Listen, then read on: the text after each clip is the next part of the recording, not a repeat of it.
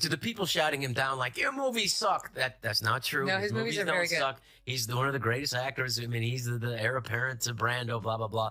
But he's a loon. Yeah. I mean, you have to just say what he is. He's, he has, basically, I describe this to people. You know what's happening now? Because people are aware about concussions and the problems with CTE. When you get hit and you get a dinger in football, they put you in the blue tent, and the sideline. Yeah.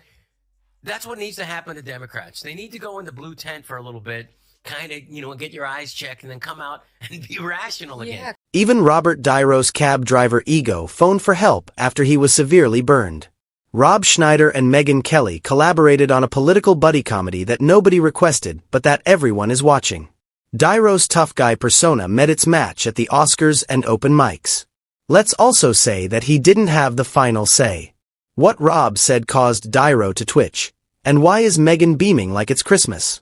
This one is going to require popcorn. What about the garbage outside today? Robert De Niro, officially sent by the Biden campaign, makes himself look like an idiot and reminds us why Trump is so popular. It's so stupid. It was colossally stupid. If you're going to send somebody to go speak outside of the Trump trial, make it someone who's universally beloved, like a Michelle Obama. She's not universally loved. She's not loved on the right. But I'm saying, like, at least within the left and the center left, and maybe even some center righties. Oscar-winning Hollywood icon Robert De Niro is reportedly the most irate elderly man with a microphone in the world. You are aware of the kind the man who used to portray a roaring bull now only directs his anger at anyone who dared to disagree with his political views somehow. De Niro changed from being a movie star to a political parody who yelled at clouds and appeared more like a grouchy old man telling children to leave his property. It was the 50th anniversary of Saturday Night Live a couple of weeks ago. I don't know if you know this, but they're kind of liberal over there. And Robert De Niro was there. And I know that he hates Trump, and I've been very pro-Trump. At the end of the show, we walk up and I'm behind him, and all of a sudden people push me a little bit, So I'm directly behind De Niro, and he turns around. He's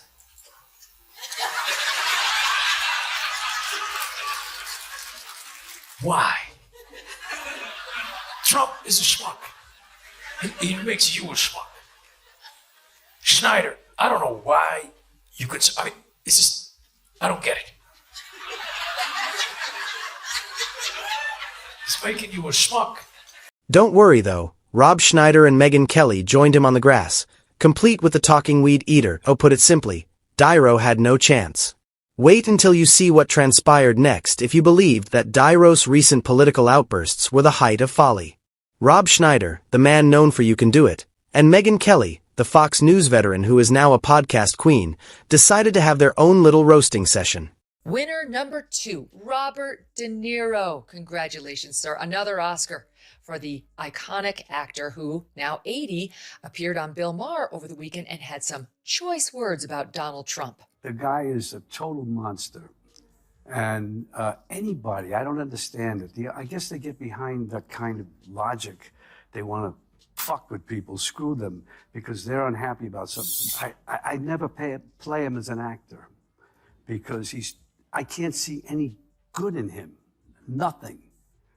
And wow, did they make the man look like a poor act from a high school talent show?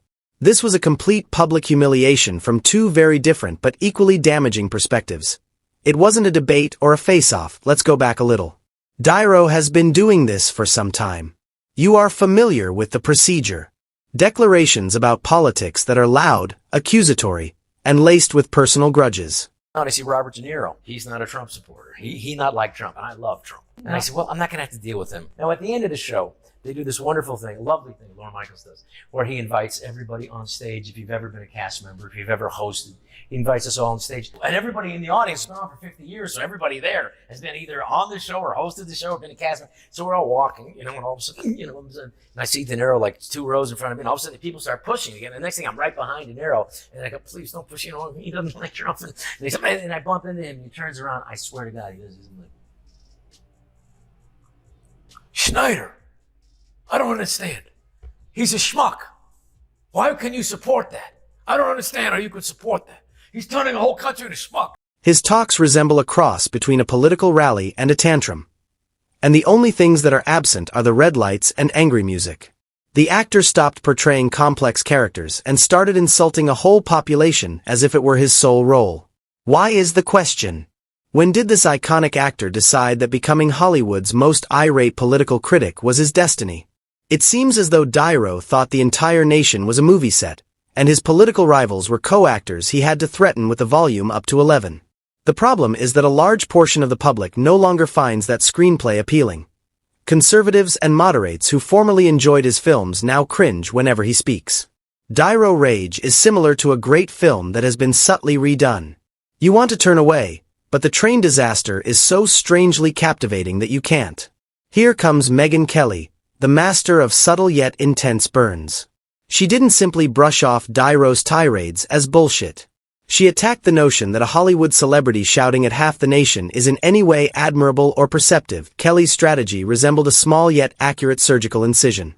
She questioned the entire celebrity activist perspective, asking why a man who lives in luxury and mansions is the moral compass of millions of people. That could be tough for an actor to play such a hateful man. Someone like, I don't know, like Bernie Madoff, say. A guy who stole $65 billion from nuns and Holocaust survivors like Elie Wiesel and was sentenced to 150 years. She saw De Niro as a man desperately trying to stay relevant by turning up the volume in the hopes that it would drown out the message's emptiness rather than as a bold political warrior. Her criticism struck the perfect balance between frank humor and reality. Megyn wasn't merely making fun of the irate voice. She called attention to the obvious inequalities. As if they coined the term, celebrities may disparage entire voter bases before preaching unification. It's like listening to someone lecture you about the value of quiet after throwing a rock through your window. Kelly pointed out that type of hypocrisy, and it hurt.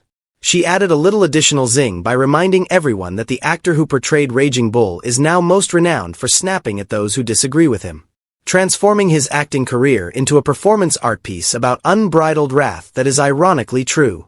Rob Schneider entered the scene unexpectedly and completely altered the course of events, just as Megyn Kelly was tidying up the house with wit and rationality. You would think that the comedian known for his silly parts would avoid making political remarks, but Schneider went all out on De Niro, slapping him with quips as sharp as an editing pair from a Hollywood director. So Robert De Niro, who's got a severe case of the TDS, is in France right now, as all of the muckety-mucks are. And he's very unhappy about what Trump is doing to try to keep filmmaking, American filmmaking, in America by slapping tariffs on foreign-made films so that he can basically try to force people to make them domestically again for the American audience that they're meant to serve. And here's what De Niro said on Tuesday. America's Philistine president has had himself appointed head of one of our premier cultural institutions. Schneider's perspective was utterly ridiculous. De Niro's political preoccupation was hilariously dismantled, giving the impression that it was a poor SNL sketch.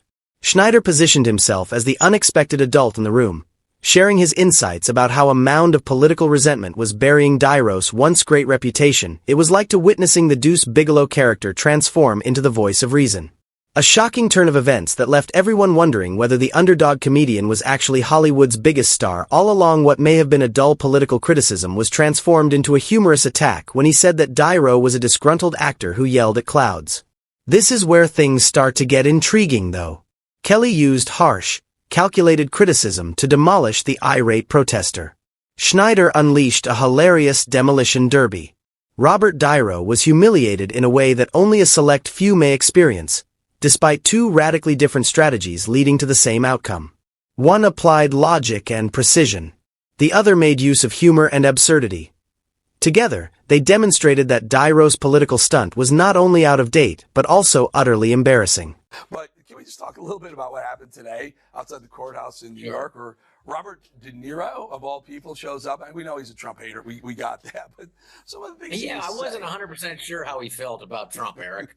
I thought he was kind of on the fence, but frothingly angry. Well, I would say any time that that people use fear-mongering or think like they always say every 4 years, this is the most important election. This may be the last election, but for him to say today that he's never going to leave. I mean, he left once. So the evidence is he did leave.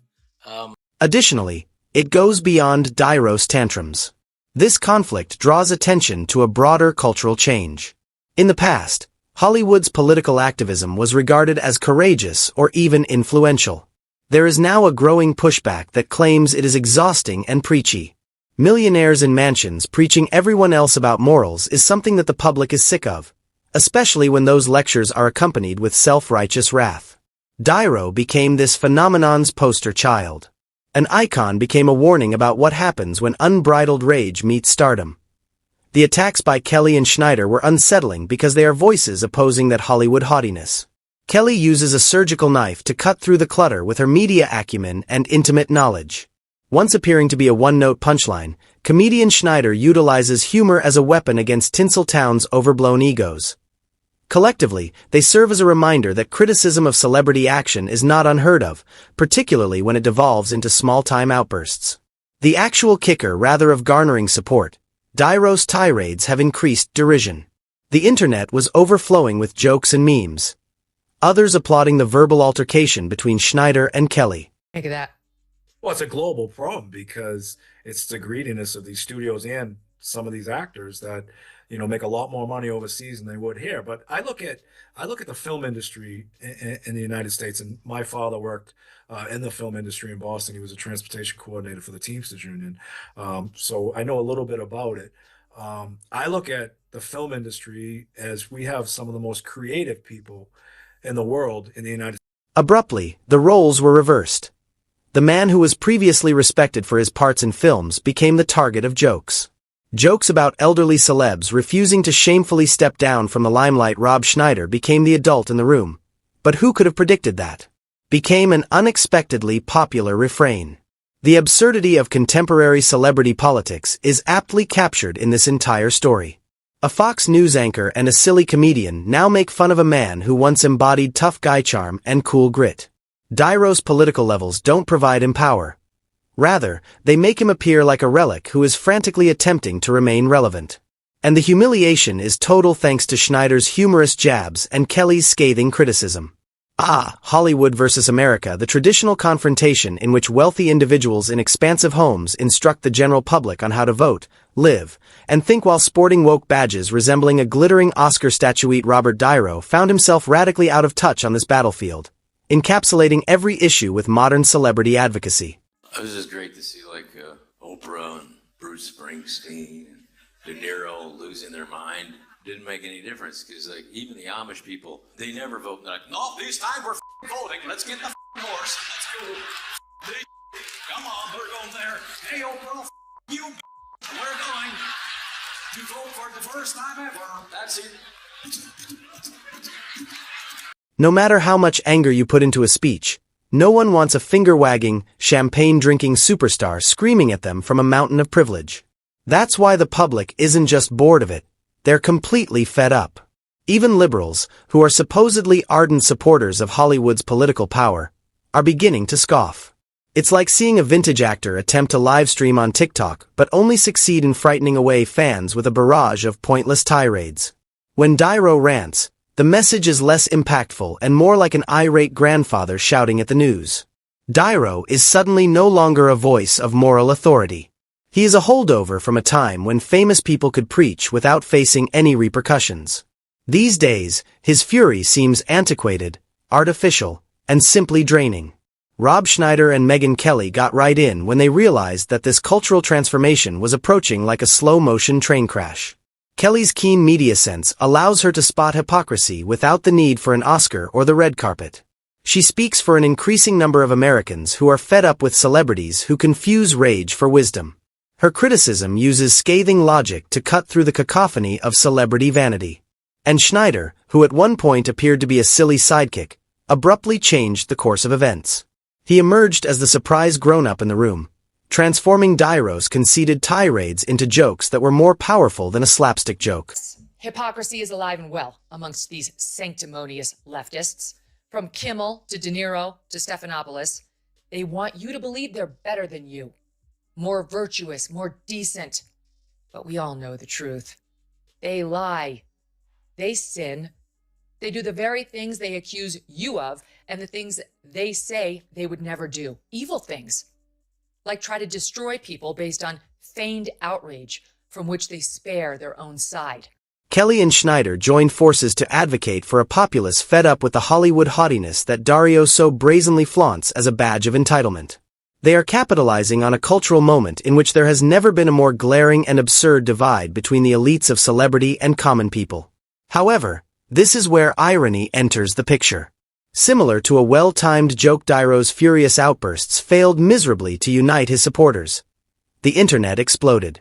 Memes, not out of respect or fear side-splitting ridicule and jokes, people began cheering for Schneider, the former Deuce Bigalow star who is now a comedy icon, and they praised Kelly's straightforward takedown as if it were a linguistic judo lesson.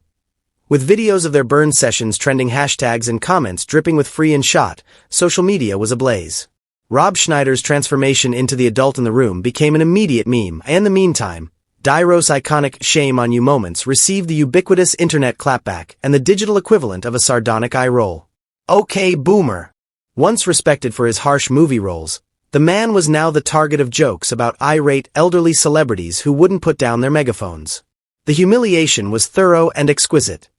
Kelly disproved the notion that fame and fortune confer political wisdom by bringing reason and media savvy. Schneider used comedy and absurdity to show that Dairo's outbursts were more performance art gone bad than a sign of political fervor. Dairo, meanwhile, arrived with a loud volume of wrath, and that was about it. When the public realized that Dairo was being educated, it was more than simply a cultural event. It was a hilarious show in which a news host and a comic underdog toppled a Hollywood titan. There was more raging punchline and less raging bull. It turns out that shouting into a microphone in a furious manner does not make you the protagonist. It merely turns you into a meme. Rob Schneider and Megyn Kelly ultimately demonstrated something significant. You are not the primary character just because you yell into a microphone. You become a meme as a result. Dairo may have intended to strike a particular politician, but instead he was struck by two strange voices, leaving him thrashing on the ropes. Therefore, keep in mind that there are individuals out there who are prepared to embarrass you with reasoned wit and laughter the next time you witness Robert Dairo getting ready for another tirade. Rob Schneider and Megyn Kelly made sure the irate grandfather act wasn't just annoying, it was amusing.